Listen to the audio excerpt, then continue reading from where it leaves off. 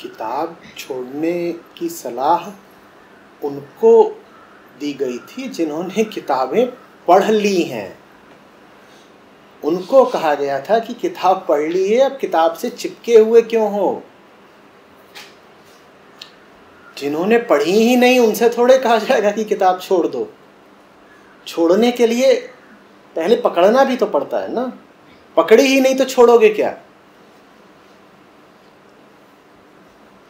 जिन लोगों ने मुझसे कभी मुलाकात करी है या जो लोग किसी कोर्स में एनरोल्ड हैं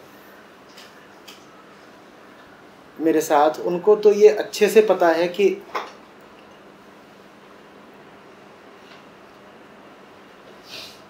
यहाँ तो सारा काम ही किताबों का है।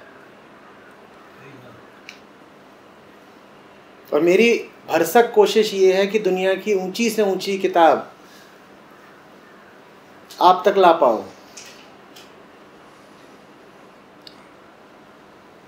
इसी महीने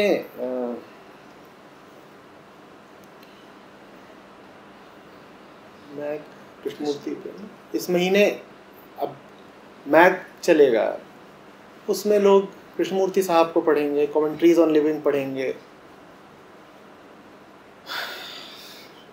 फ्रीडम फ्रॉम द नोन रहेगी उनकी।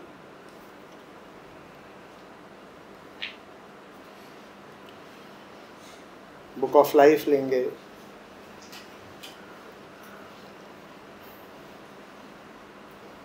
और कृष्णमूर्ति साहब ने तो बार बार कहा है कि किसी गुरु की जरूरत भी नहीं है। और मैं खुद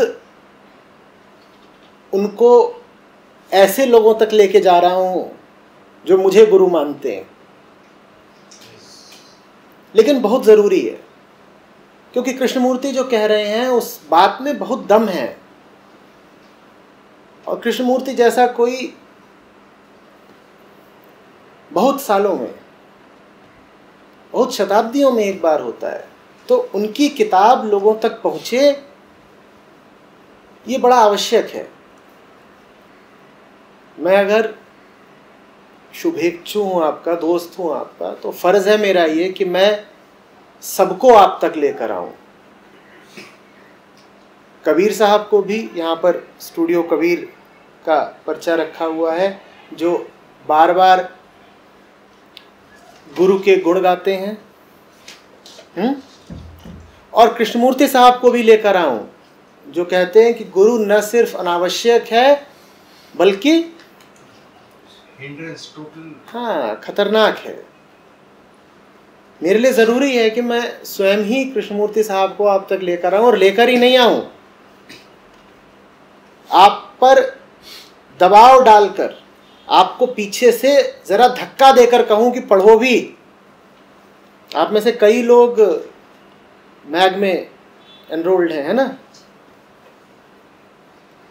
अभी देखिएगा क्या होने वाला है। किताब बताई जाएगी, उसमें से चैप्टर बताए जाएंगे, और दिन में 3 बार फिर रिमाइंडर आएंगे, क्वेश्चंस, कमेंट्स। और कृष्णमूर्ति साहब ने श्लोक और दोहे तो बोले नहीं है कि सेशन शुरू होने से आधा घंटा पहले बस देख लिया, हाँ ठीक है, एक श्लोक देख लिया, एक दोहा देख लिया। वहां तो लंबी लंबी कमेंट्रीज हैं, घंटों घंटों लोग आगे पढ़ना भी पड़ेगा, और बहुत लोगों ने उन्हें पढ़ा नहीं है। फिर उनकी कई बातें मेरी बातों के विरुद्ध लगेंगी, वहां भी अड़चन होगी।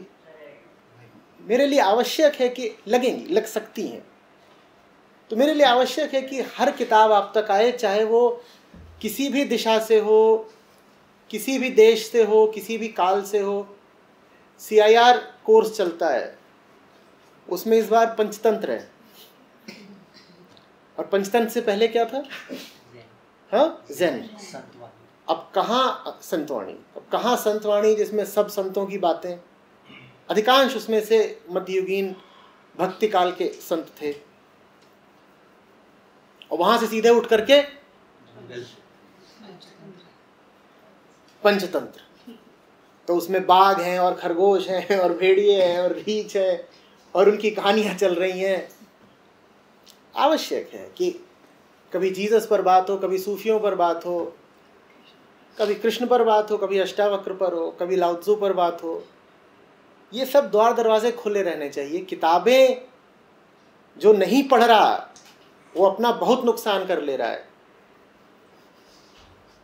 अभी पृथ्वी थिएटर गया था, वहाँ से 25 किताबें तो मैंने खरीदी हैं और उसको मैं फेरिस्त देकर के आया था कि और चाहिए। तो कल रात को उसका इनके पास फ़ोन आया कि आपने जो किताबें मंगाई थी आ गई हैं। अब समस्या ये है कि वो फ्लाइट में जाएंगी कैसे क्योंकि हम जब आए हैं तब भी वज़न इतना था। क्यों कह रहा था कि और पैसे दीजिए तो ये पहुँचेगा। तो क्या चलो कुछ करेंगे, अंशु के साथ भेज देंगे, अंशु अनुभवी है। हाँ, जब मैं ही पढ़ता रहता हूँ तो मैं आपसे कैसे कह दूँ कि मत पढ़ो। और अगर कोई गुरु ऐसा है जो कह रहा है कि मत पढ़ो, तो या तो वो खुद अनपढ़ है या उसके इरादे नेक नहीं है, वो आपको अंधेरे में रखना चाहता है। तो दिखता है। और एक बात और समझिएगा, मैं यही नहीं कहता कि आध्यात्मिक साहित्य पढ़ो।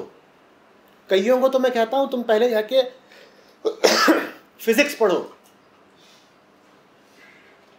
लोग आते हैं एमटीएम में और इधर उधर की वो अंधविश्वासी और पोंगा पंडितों वाली बातें शुरू कर देंगे, तो मैं कहूँगा तुम फिजिक्स पढ़ो, तुम बाकी सब कुछ छोड़ो। बहुतों को बोलता हूँ कि तुम अखबार पढ़ा करो, तुम छोड़ो गीता उपनिषद, तुम अखबार पढ़ो, तुम्हें दुनिया कुछ पता ही नहीं है। आपसे ही बोला था ना, ये देख मुस्कुराई तो मुझे याद आया। मैं बोला था तुम बाकी सब छोड़ो, तुम न्यूज़पेपर तो पढ़ो, तुम्हें पता ही नहीं है कि दुनिया में चल क्या रहा है, अर्थव्यवस्था क्या होती है, अंतर्राष्ट्रीय संबंध क्या होते हैं। जब तुम्हें संसार का ही कुछ पता नहीं तो तुम मुक्ति किससे मांग रही हो? संसार से ही तो मुक्ति चाहिए ना। जब संसार के रंग ढंग ही नहीं पता तो कौन सी मुक्ति? तो सब पता होना चाहिए, खेलों में क्या चल रहा है, देश दुनिया में क्या चल रहा है, मेडिकल साइंस किधर को जा रही है, साइकोलॉजी में क्या हो रहा है। आपको दार्शनिकों की बातें पता होनी चाहिए। ये थोड़ी कि बस संतों और आध्यात्मिक गुरुओं की ही बात पता है। सब कुछ पता होना चाहिए। ज्ञान का दायरा बहुत विस्तृत होना चाहिए। और जब ज्ञान का दायरा विस्तृत हो, उसके बाद ये सलाह दी जाती है कि बेटा तुम अब ज्ञान पर अटक मत जाना। पर जिसको ज्ञान ही नहीं है वो कहे किताब मत पढ़ो, तो वो तो फिर अनपढ़ ही बना रहना चाहता है।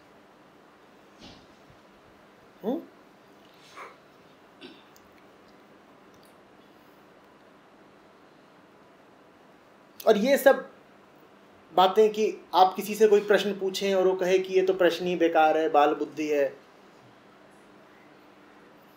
ये सब, इन बातों से मैं बिल्कुल सहमत नहीं हूं। अध्यात्म में सर्वप्रथम एक और श्रद्धा नहीं है। नहीं, बिल्कुल नहीं, श्रद्धा नहीं है करके। देखिए, श्रद्धा बहुत बात की बात है। मैंने कल भी बहुत जोर दे के कहा था कि श्रद्धा से पहले तुम्हारे पास लॉजिक, तर्क और बुद्धि होने चाहिए। अधिकांश लोग तो बुद्धि का भी प्रयोग करना नहीं जानते, उनसे श्रद्धा की क्या बात करें।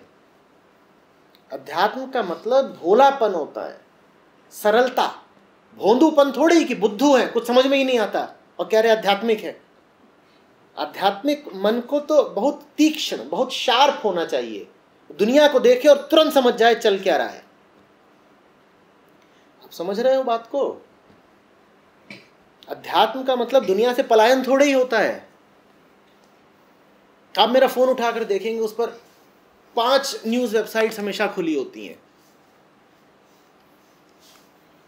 पढ़ता ही रहता हूं क्या हो रहा है क्या नहीं हो रहा है। आप लोग यहाँ पर भजन गा रहे थे, मैं वहां बैठकर अखबार पढ़ रहा था। अब अखबार से मुझे क्या लेना देना, जगत मिथ्या, दुनिया फानी है। भाई मैं तो धर्मगुरु हूं, संसार झूठा है, पलक झपकते मिट जाएगा, साधो ये मुर्दों का गांव। तो फिर मैं अखबार काहे को पढ़ रहा हूं? नहीं, पढ़ना जरूरी है। हम जीव हैं। मैं मानता ही नहीं कि हम आत्मा है। हम क्या हैं? जीव हैं। आत्मा ही होते तो हमें इतनी समस्याएं क्यों होती? समस्याग्रस्त आत्मा होती है कोई? और जीव को दुनिया का पता होना चाहिए। और पता ही नहीं होना चाहिए, तुम्हें दुनिया में अग्रणी भी होना चाहिए। मैं खुद भी खेलता हूं, इनको भी खिलाता हूं, इन सबको भी प्रेरित करता हूं कि खेलने जाओ। मैं कहता हूं कि अगर आप कार चलाते हो, बाइक चलाते हो, तो आपको कार के इंजन का कुछ पता होना चाहिए, भले आप मैकेनिकल इंजीनियर नहीं हो। आपको इतना तो आना चाहिए कि जैक कैसे लगाते हैं और टायर कैसे बदलते हैं। इतना तो पता हो कि कूलेंट डलता कहां है और इंजन ऑयल कैसे नापते हैं। ये थोड़ी कि बैठ गए वहां स्टीयरिंग पकड़ के और कोई बोले बोनट, तो जाके छत पे देख रहे हैं कि बोनट कहां होता है।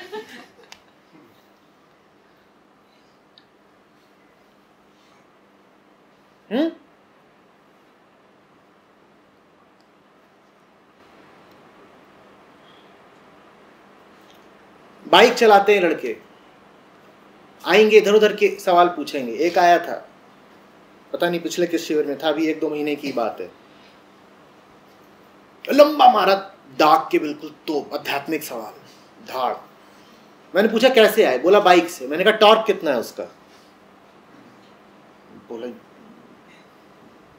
ये कोई टेक्नोलॉजी कॉलेज है क्या, यहाँ सत्संग ही चल रहा है ना, मैं गलत जगह आ गया। मैंने कहा नहीं तुम बताओ कितना टॉर्क है और कितने आरपीएम पर वो टॉर्क उपलब्ध होता है तुम्हारी बाइक में। बोला ये तो हम नहीं जानते। मैंने कहा जाओ पहले वो पता करो।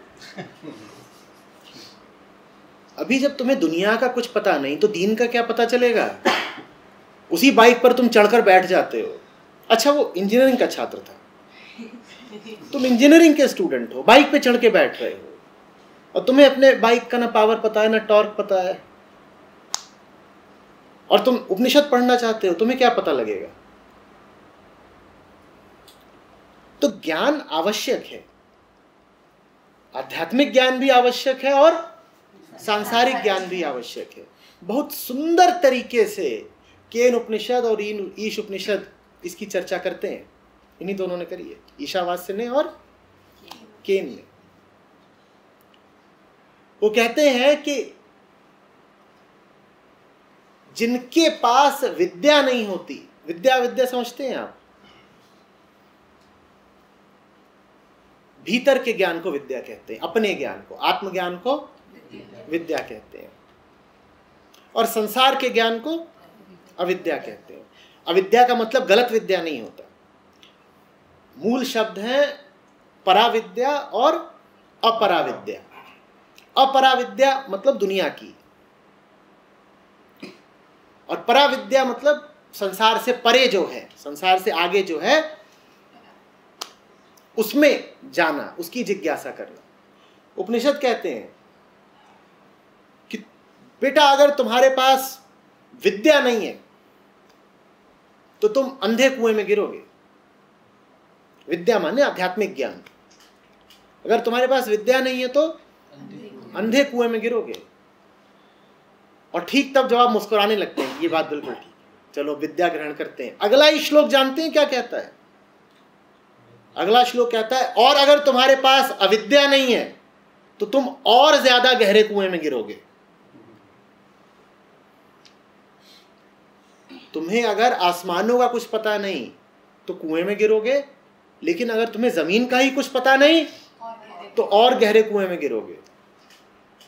तो सांसारिक ज्ञान बहुत आवश्यक है। और फिर उसके ठीक आगे उपनिषद कहते हैं कि जिसको विद्या और अविद्या दोनों का पता है वो अमर हो जाता है, वो अमर हो जाता है, दोनों का एक साथ।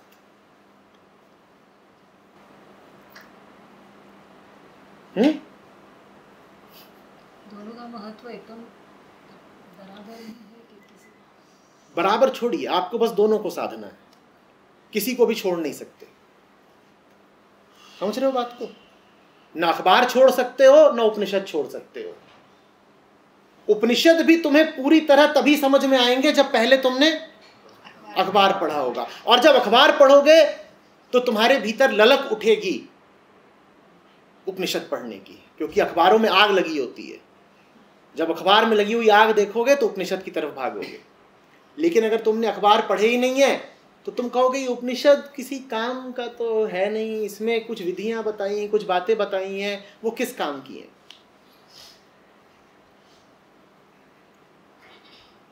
जब जाते हो चिकित्सक के पास और लौटते हो तो तुम्हारे पास दो तरह के कागजात होते हैं, होंगे तो दोनों होंगे, दोनों में से एक होगा तो बात नहीं बनेगी। जानते हो दो तरह के कौन से कागज होते हैं तुम्हारे पास? पहला जो बताता है कि तुम्हारी हालत क्या है, और दूसरा जो बताता है कि तुम्हारा उपचार क्या है। अखबार बताएगा कि तुम्हारी, कि देखो जल रही है दुनिया, डायग्नोसिस है वो एक तरह का, और उपनिषद बताएगा तुमको कि उपचार क्या है, वो प्रोग्नोसिस हुआ। और कहीं ऐसी जगह जाओ जहां बस बता दिया जाए कि तुम्हारी हालत क्या है और उपचार बताया ही न जाए तो तुम तड़पते रह जाओगे। और किसी ऐसी जगह जाओ जहां उपचार तो बता दिया और ये बताया ही नहीं कि तकलीफ क्या है, तो तुम उस उपचार को कभी ग्रहण ही नहीं करोगे, क्योंकि तुम्हें अभी यही आश्वस्ति नहीं है कि तुम बीमार हो। तो तुम्हें दोनों बातें चाहिए, समझ रहे हो? ज्ञान आवश्यक है। मैं भी बहुत दफे बोल देता हूं कि कहां ज्ञान में अटके हुए हो, पर फिर ये देख लेना कि अगर 5000 वीडियो हैं YouTube पर, तो उसमें से कुछ नहीं तो 1000-2000 तो किन्हीं न किन्हीं ग्रंथों पर हैं। मैं समझता हूं कि कम से कम 50 ग्रंथ होंगे जिन पर कुछ ना कुछ बात मैंने करी होगी। 50 से ज्यादा ही होंगे, उससे कम नहीं होंगे। तो पढ़ो और खूब पढ़ो, खूब पढ़ो।